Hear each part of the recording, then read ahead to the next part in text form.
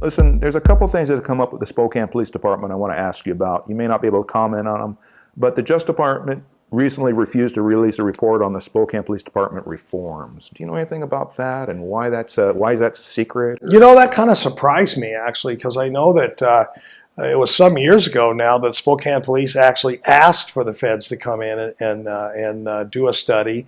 And my understanding was that they gave a number of suggestions that were in the paper. A number of them were in the paper, the spokesman.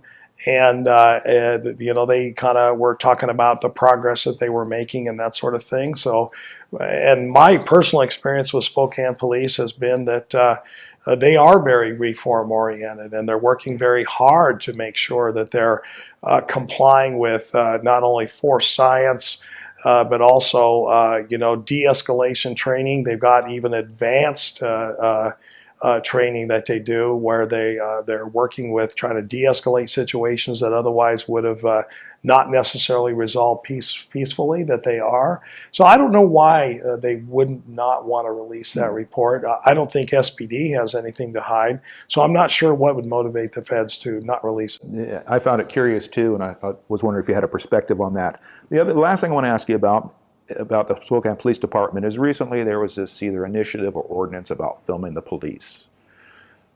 It's for live TV. The county's been doing it for a while. Suddenly it's $1 million fine if you do it in the city. Do you have any opinion on that? Well, you know, it's kind of funny. We, on the one hand, we always talk about trying to be as transparent as possible in everything we do in the government.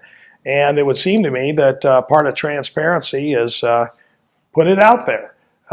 So I don't know why the city would make a decision to do that.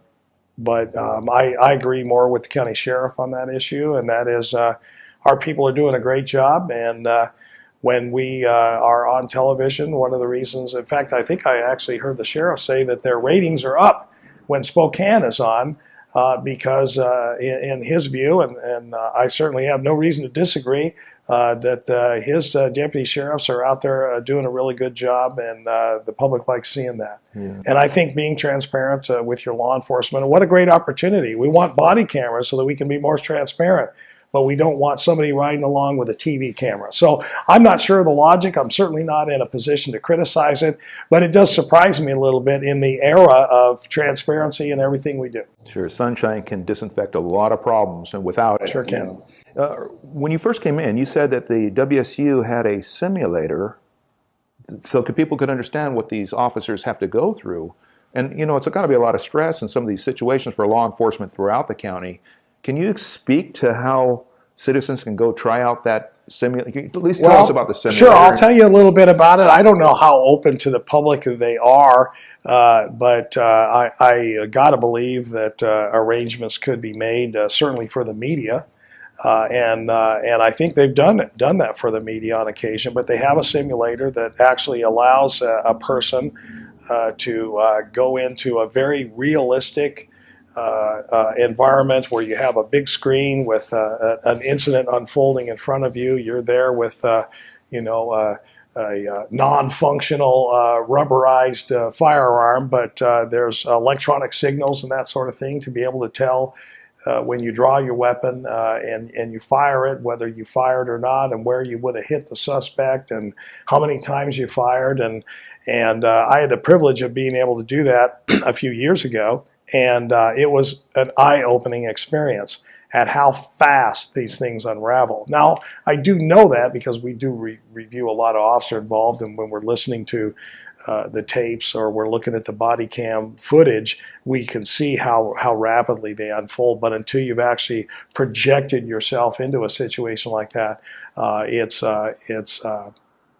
an educational piece that if you had an opportunity to get that, it would be very, very eye-opening and cause you to have a better understanding for what the officers are going through and how time compressed that is and how fast things unravel.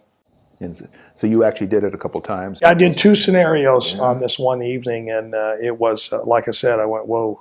Yeah, I could appreciate. I think I like this educational thing because these things happen with law enforcement, and they become so controversial, and people's just they're emotional, Sure. and it's hard for people to really understand your role first of all, but law enforcement in the field. So something like that, I just think would be great if we could get that out there a little bit.